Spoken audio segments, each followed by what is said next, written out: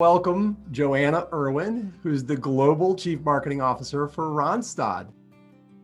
After I graduated from college, I went into film and video production. I was a film major in college and also psychology. And then the dot-com boom happened and no one had e-commerce experience. So it was like, okay, well, if you've produced TV and, film, then you could probably produce a website. So I got hired by a digital agency. I worked on Home Depot's first e-commerce website back then, which was a huge, just amazing experience and just learning by doing. So I did that for a few years and I kind of was part of the boom and then the bust.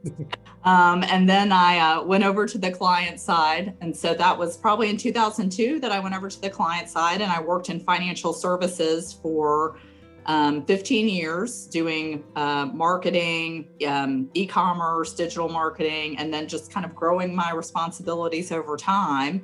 And then after doing marketing and financial services for 15 years, I was ready for a change and I wanted to do something at a global level. And this opportunity at Randstad came forward.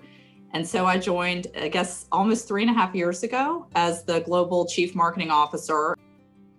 Randstad's business is helping people find meaningful work. But there's two sides of this proposition. One side is more the B2B side, so employers who are looking for people to work for them, right? And the other side is job seekers who are looking for their next job. So we're actually the world's largest HR services firm. So we help put people to work all around the world. So we just had our annual release, our earnings release, and we were able to share our annual results as part of that.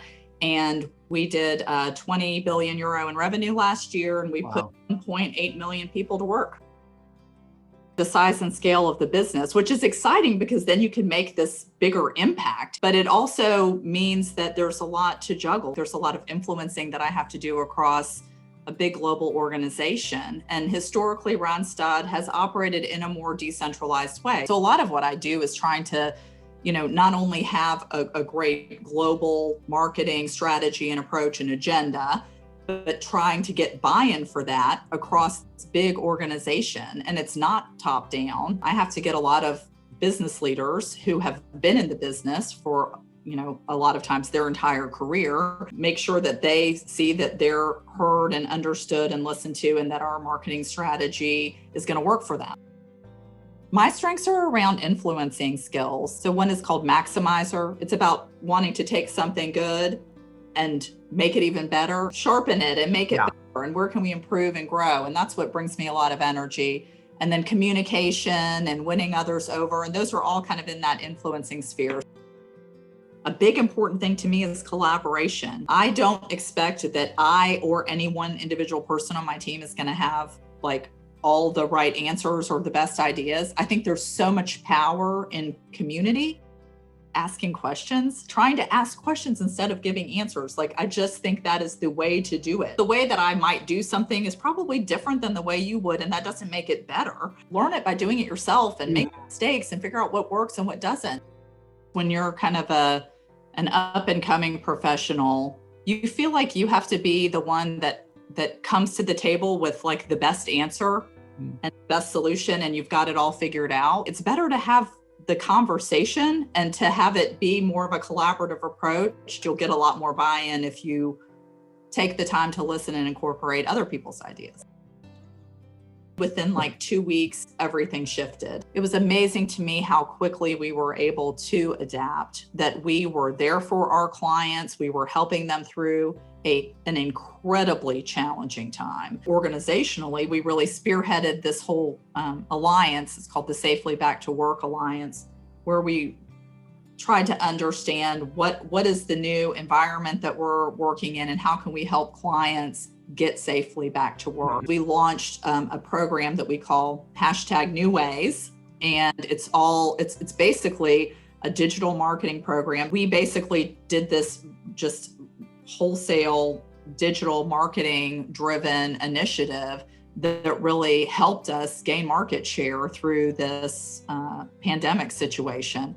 But more importantly, it helped people find jobs.